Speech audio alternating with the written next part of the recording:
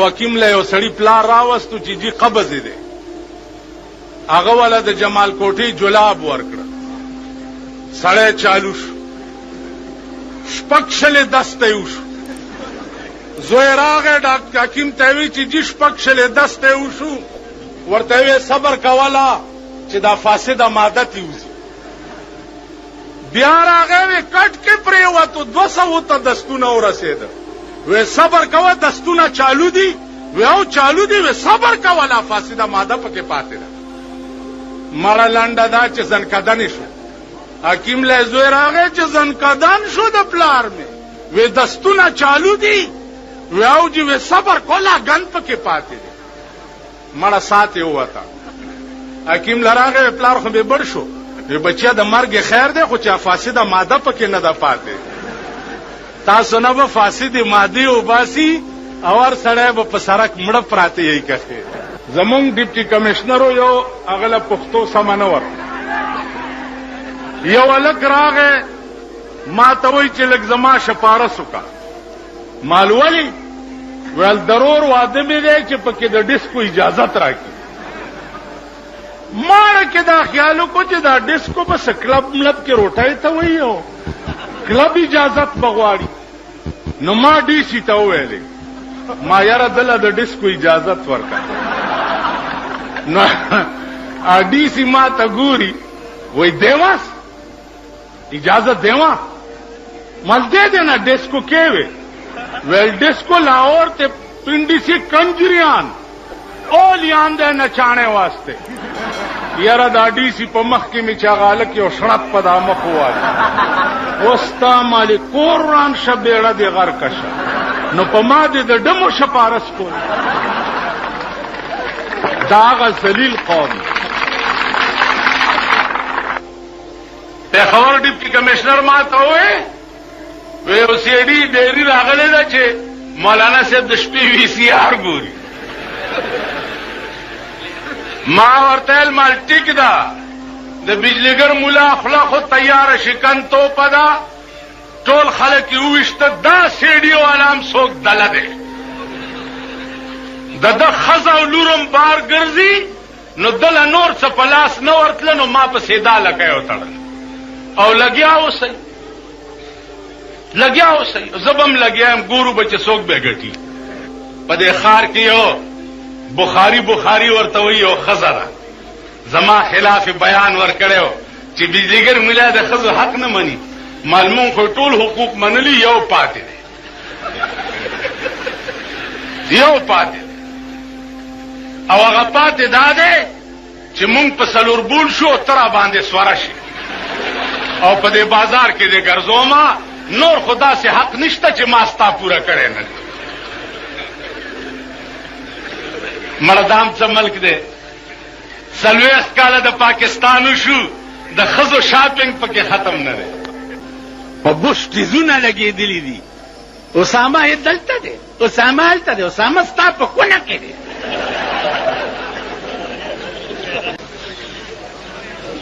کابل کې وګوره کرکرځی استاد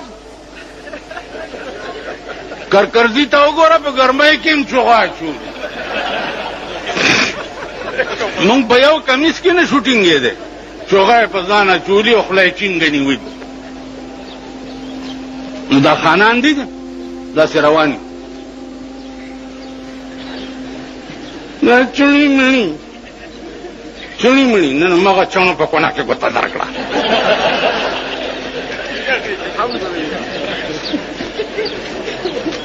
چڼي مڼي یعنی د انګریزۍ سبق چې وایي نو هغه خو سټوډنټ دي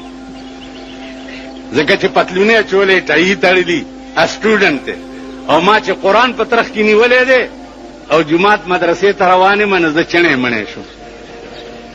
وایي ورته که نه وایي دی چڼې مڼي نو دغه چڼی چې در کې ګوته ونه وایي قبر ته تللی شئ تاسو له خو د مړي لمبا هم نه درځي لیندن که نه او بیا چې مړ شي مردار شي خخ دي کی تاسو خپل امامانو له قرآن ورکئ ځان نن نه دا ټرۍ وکړئ کله چې د امامان هم لږ په قهر ووړي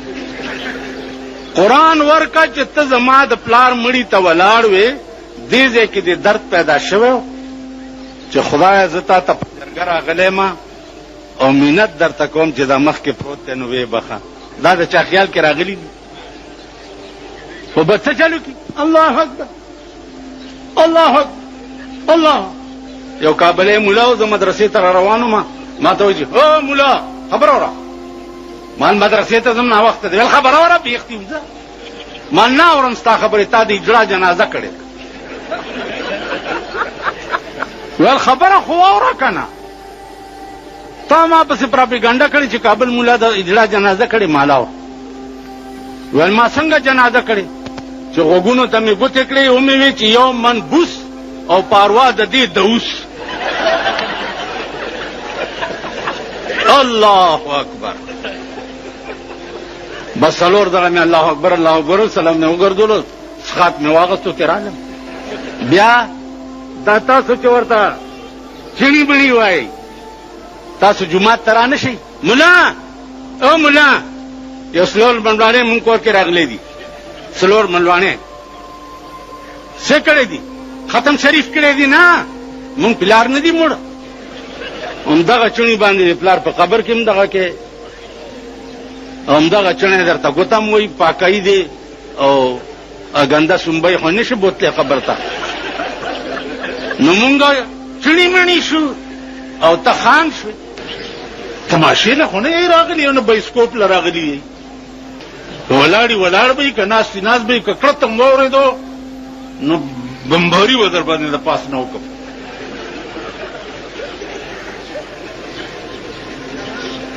هلته خطره ده پاس بوجۍ نه ګورئ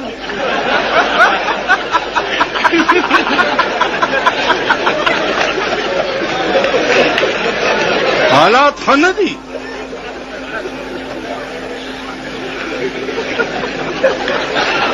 دغه بوجۍ کشمیر کې ولګوئ مونږ له مه لګوئ دلته مونږ د خپل ژوند په تلي کې ایښی دی الله دې وکړي چې د حسین مرګ ماته نصیب شي الله دې وکړي چې د حسن هود مرګ ماته نصیب شي زمونږ حفاظت به کوئ حفاظت د اسلام وکئ او دویم نمبر حفاظت د ملک وکئ